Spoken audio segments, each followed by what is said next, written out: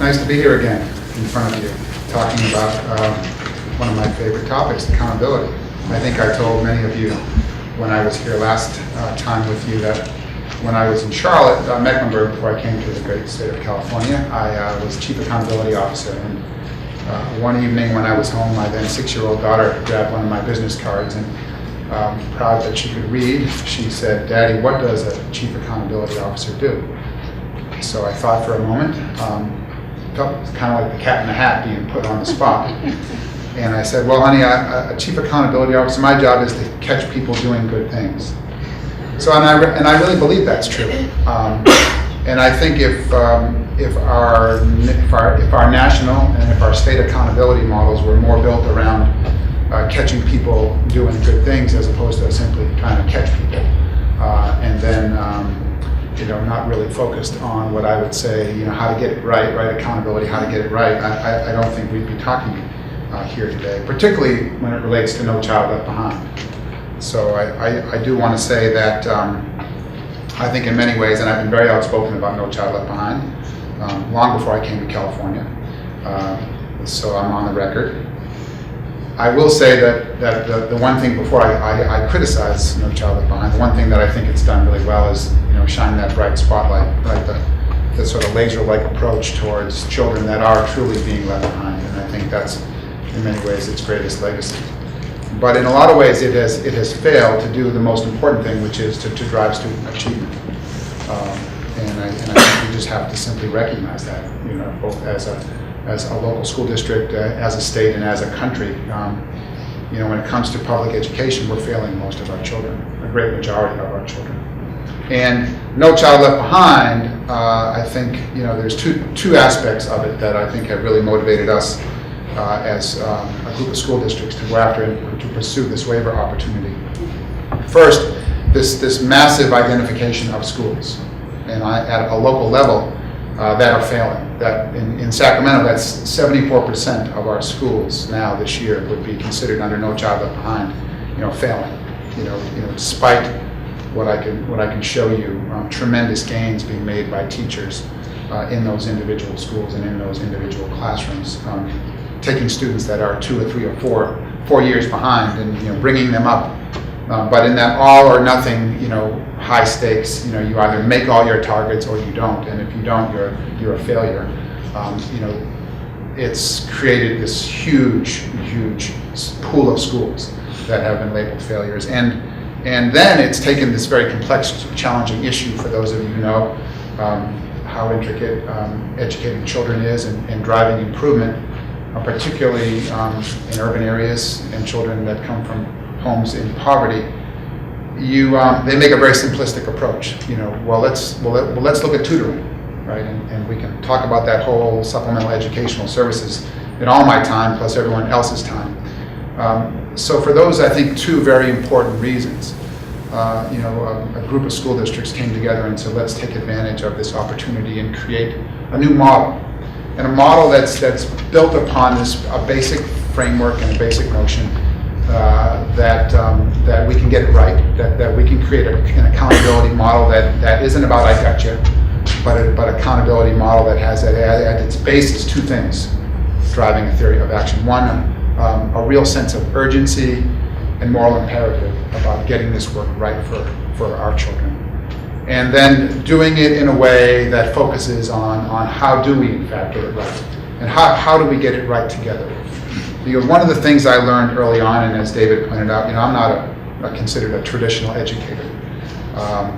But one of the things that I learned very quickly when I was in Charlotte, when I would go to schools and classrooms, is that there were amazing things happening all across that school district, just like there are in our school district, and just like there are in every school district every day.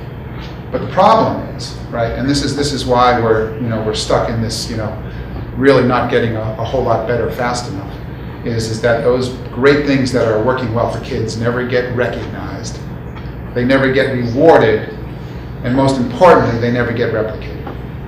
So let's talk about the aspects of the core waiver, our accountability model, that really gets to that. And I believe we're going to have this available as handouts later on. Okay, so again, and Deb talked about this, there's a new North Star in town, right? It's this notion of career and college-ready students, which I think is really, really important. No longer is it just this drive towards proficiency, and really what does that mean, this sort of mythical goal of proficient, but it's really focused on getting our children prepared for college and careers. So it all starts there. And certainly we have an academic domain. We have a set of academic indicators, both proficiency as well as growth, that have to be measured and have to be achieved. And some other things that Deb had talked about as when we look at the changing landscape in California, graduation rates and persistence rates, all students. And we'll talk about the subgroups later because there's an important thing that we've taken on, again, getting back to this notion of moral imperative. So that does account for 60% of this new of this new continuous improvement accountability model. And then we've gone, right, and we've gone after that 40%. And I think we've done something really exciting. When I start to think about the potential and the opportunity here, it's when we start to get at this domain here, the social emotional domain. And there's a lot of talk about it, right? This notion of growth mindset. How do we manage behavior? In fact, there's 2 school districts in California, Sacramento and Oakland, that are part of a national group of school districts that are diving deeply into this work. This notion and belief that adults and children can develop a set of characteristics like, as I said, self-management, responsible decision-making, using a good sense and of other skills, that these are things that can be measured, they can be made meaningful, and they're malleable, meaning we can do something about it, we can teach to them, and that they, together with the intelligence domain, right, the academic domain, really have a lot to do with whether or not a child is truly prepared for college and career. And in fact, some would argue, and I would in many ways, that those skills, those ability to manage your emotions, to build good relationships, to exercise good judgment, to have a sense of your purpose in the world, that those are in fact more important to long-term career and college success than simply the academic and the intelligence components. So we're deeply involved in this work. Oakland and Sacramento, we're in our 2nd year of this work, again, part of a national consortium, and I think a growing sense that the work of folks like Carol DeWitt around mindset really, really matters. And so we've taken that on in a tremendous opportunity here in California, with over 1 million children being part of this new approach. And these are some of the things that we are looking at, both our suspension and our expulsion rates. A lot of talk about that here in California. And we're excited that we're really also taking this on, that how many suspensions and how many expulsions and the type of culture and climate at your school, right? For those of us who are in schools and who visit schools, you get a good sense of the culture and the climate when you walk in the school. And I would argue schools that have high suspension and expulsion rates, you can feel that atmosphere and culture inside of the school. And again, here are some of the ones. Again, we use the word non-cognitive. I was overruled by my colleagues. I think they're very cognitive. And then we're taking on the idea of culture and climate. So 60%, 20%, and 20%. And you can see the various components here that we start to look at. And I would argue, and I think there's been a lot of national research done by some of the work of Ronald Ferguson, that what students say and that student voice is perhaps one of the best indicators of the quality of teaching and learning that's going on inside a classroom and inside a school. So we're going to bring that voice and really elevate it and give it some meaning and be able to really measure it. Breaking down a little bit further what I just had talked about, as you see again over in the academic domain, both performance, proficiency, as well as growth, and we think that growth piece is just absolutely essential. I can't tell you again, as we come every year, the number of teachers that have been completely demoralized by this notion that somehow they were a failure because, again, they had a variety of students within their class, some of them at 2 or 3 or 4 grade levels behind, and they work all year in very large class sizes to bring those students up, and yet one student falls short of making it at grade level. And I'm not saying that grade level isn't an important domain, but when you're 3 or 4 grade levels behind entering, but no credit. And now, that's something we think is really, really important to recognize, that hard work, and to encourage and to incentivize that hard work. So here it is, all laid out. Again, a little more detail. Here, we're holding ourselves accountable not only for all students, but as well as our subgroups. And we'll talk about subgroups here in a moment. But again, it just gets down to a little more detail on the things that I had talked about before.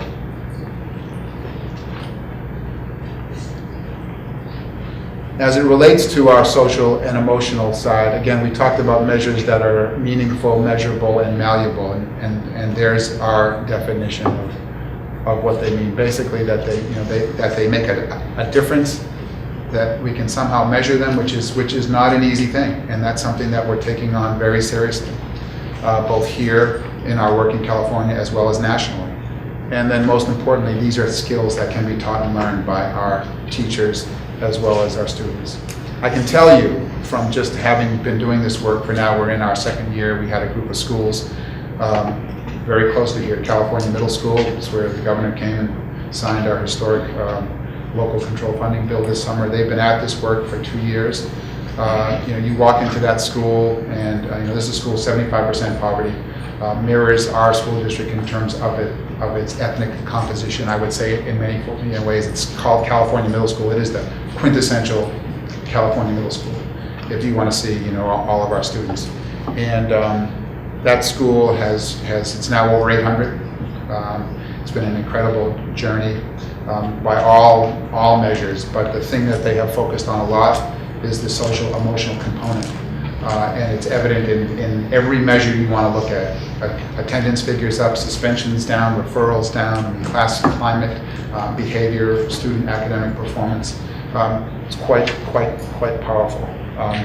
One of the best measures, as we really have focused on this work, is that, and particularly within our schools, within this feeder pattern that feed into McClatchy High School, is you're really starting to see how this work builds. That when students have been exposed to it at the elementary school level, and then they're coming into the middle school, that transition in those transition years become a lot more blurred. One of the things that we're taking a real look at is how do we measure this work, and making sure that there is no bias. It's difficult when you're constantly using surveys, and that's one of the things that I think we're taking a look at. What are the better ways to set up indicators, and how do we minimize bias? And this is an area that I think, again, we have a tremendous opportunity to do something very transformative, and we're taking that very seriously.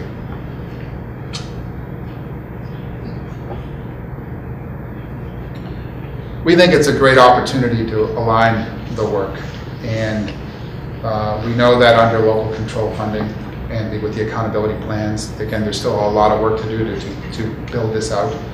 And we would argue as school districts now that are participating in this work, representing over 1 million children, that you have a pretty good pilot going on here in the state of California.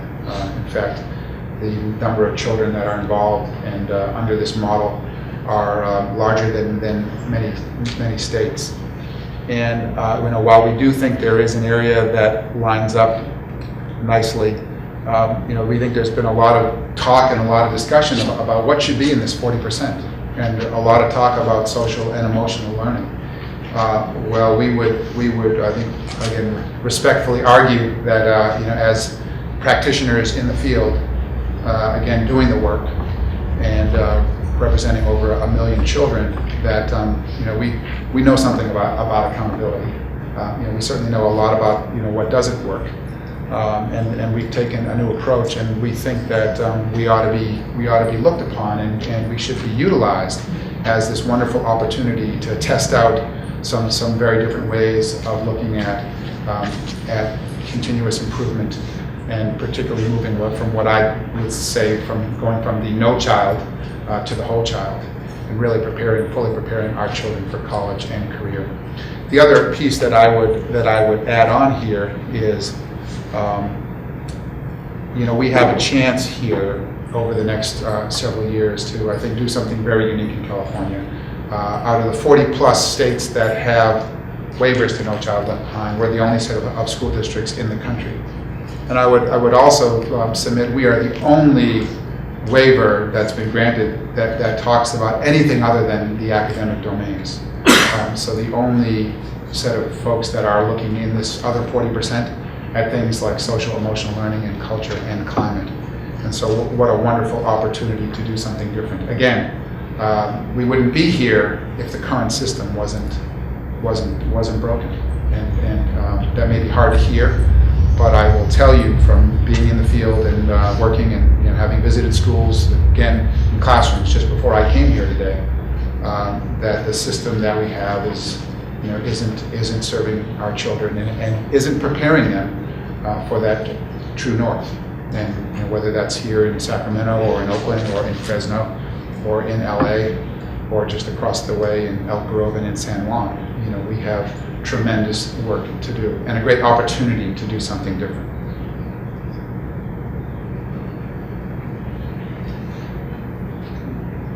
A lot of discussion about NSIDEs, and I know it's a bit of an insider term, but when No Child Left Behind talks about subgroups, it's the number of students within that grouping, and that's where that laser-like focus has been. In California, I believe up until just recently, well, here you can see what the original N sizes were, and now what the N sizes are, which means how many students actually will qualify in a subgroup. And one of the things we were very explicit on, because of, I think, a real sense of driving our work, was again around this moral imperative work that several of us have undertaken for the last couple of years with Michael Fullen and all of his work up in Ontario, is this notion of equity and making sure that that we're really closing achievement gaps. So we have put in our waiver, and we are holding ourselves, for all of those who think, well, they're just a bunch of school districts that are trying to run away from our accountability. Well, just the opposite. We're saying, look, hold us accountable, measure us. Measure us with truly multiple measures of how to prepare students for college and career. But actually, let's add more students in, so we're not missing. And we've picked up well over 100,000 students in Sacramento alone. That's 10,000 more students will now be measured and be part of what we're saying we want to be held accountable to, just because we have dropped that N size down. So there it is. Overall, between our districts, an extra 150,000 students. We're saying there's a lot of set of indicators here that we talked about in great detail that we think work hand in hand with driving the hard work of creating a system that is built upon continuous improvement and preparing children for college and careers, but that there's other data that we need to be looking at and that we need to be using in a formative way to help that work continue and our cycle of inquiry to get improvement day in and day out. So there's a whole other set of indicators and data that we will be looking at as ways to continue to pull our improvement along.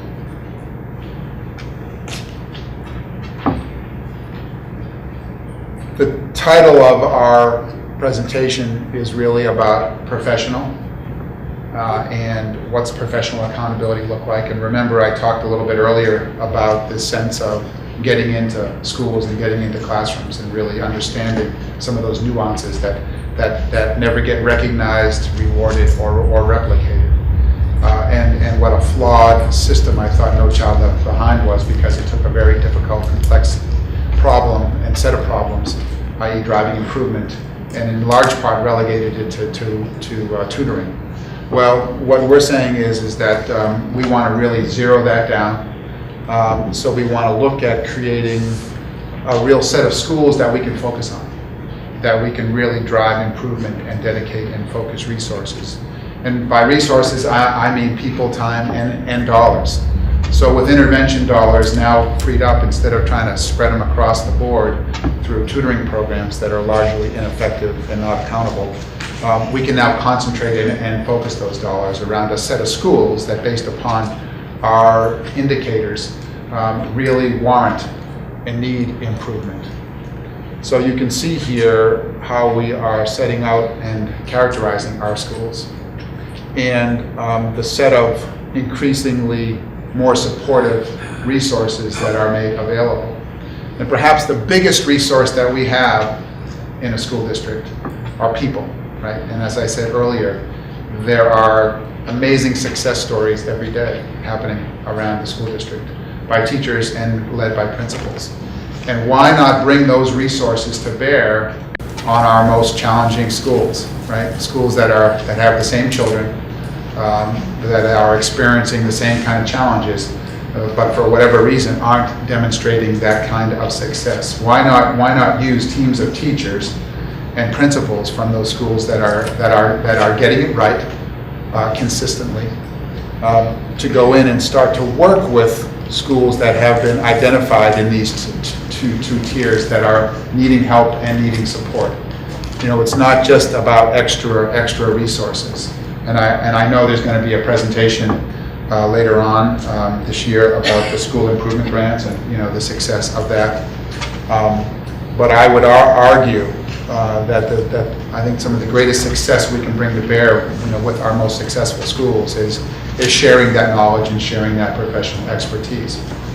And the part of the culture change that I think we have recognized by coming together as a set of school districts is that, you know, I'm much better off, you know, when I can pick up the phone and talk to Chris Steinhauser in Long Beach, right? And I can take a very successful program that he's developed called the Male Academy for his most at-risk young men and adopt it and modify it up in Sacramento to be our Men's Leadership Academy. You know, when I can talk to Laura Schwam and find out, you know, their laser-like focus on instruction and developing a cadre of teachers on special assignment. I mean, right, as Michael Fulton says, if you want, you change the group with the group, right? If we want to improve teaching and learning in our schools and in our classrooms, who better than our most successful teachers to be working with teachers that are struggling? So again, as we've developed this network of now 10 schools, districts, superintendents, and all the resources that we have, i.e., you know, great practices, successful practices that we can bring to bear to share with one another. Why not take that down to the next level? You know, as we've had our teams of top assistants working together, and now we'll have our teams of our principals and our teachers that have spent time together working over the Common Core, now being made available to help support our most neediest schools. So again, identifying a set of schools that haven't made targets over a broad set of targets, and not 74% of our schools, but a much smaller group of schools. Being able to really zero in and provide targeted resources and supports by which we think, again, lining up with our new true north, right, college and career readiness, never been a focus on on most of our supplemental educational service providers. And we can bring those resources together along with, you know, great peer-to-peer, teacher-to-teacher, principal-to-principal supports. So I think that's what really sets the work up apart. And again, I would urge our colleagues around to take advantage of this opportunity. You know, much like in piloting the Smarter Balance assessments, you know, why not take advantage of this tremendous pilot with over 1 million children, you know, being brought under the work of a very different model. So, thank you.